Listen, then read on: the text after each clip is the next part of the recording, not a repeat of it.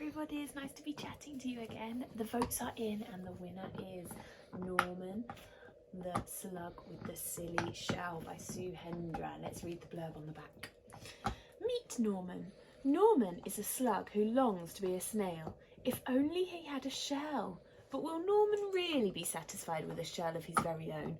Or will his dreams just get bigger and bigger? Let's see. Norman the Slug with the Silly Shell. I wonder if you can spot his silly shell already and think what he could be choosing as his silly shell. Here he is. Oh, well, that's a silly one. Norman the Slug thought snails were great. Wow, said Norman. Look at them. They're amazing. But unfortunately, the snails didn't think Norman was great. Whee! Crash!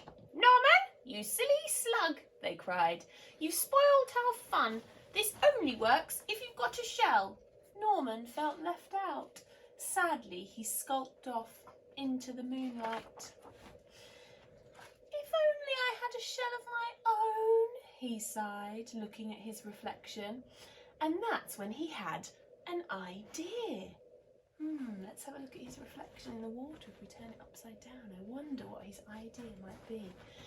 Maybe I could have a shell after all, he thought.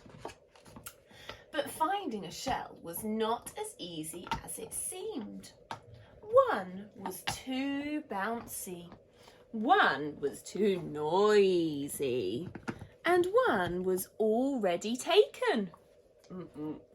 Norman needed time to think. Ta-da! A shell! It was perfect. Let's see if there was a clue on this page to where he was going to find his shell. I think I can spot it. It was perfect. Norman had never been happier.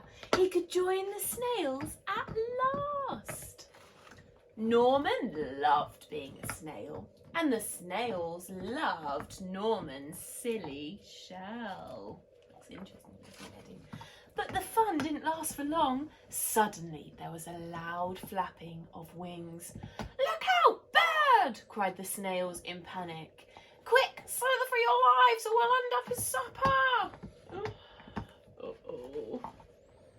But the bird was more interested in Norman's silly shell. It looked delicious. Norman was being carried up, up and away, higher and higher into the sky. What could he do? Have a think. What could he do to get out of this situation? Norman did the only thing a slug could do. He made slime, lots and lots of it.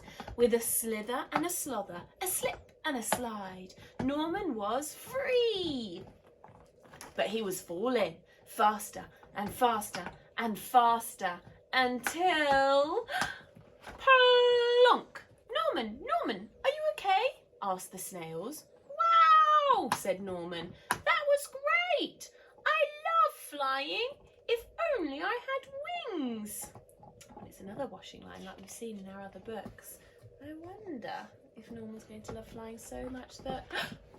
ta-da! He's made himself some wings. See if you can tell what he's made himself some wings out of by talking to somebody at home. That is the end of our book. I hope you enjoyed it. I really enjoyed it. I thought that was a really funny one. And I will be reading another bedtime story in a couple of weeks after Easter and be able to post them for you, and we will do some more voting for them. Bye everybody, speak to you soon.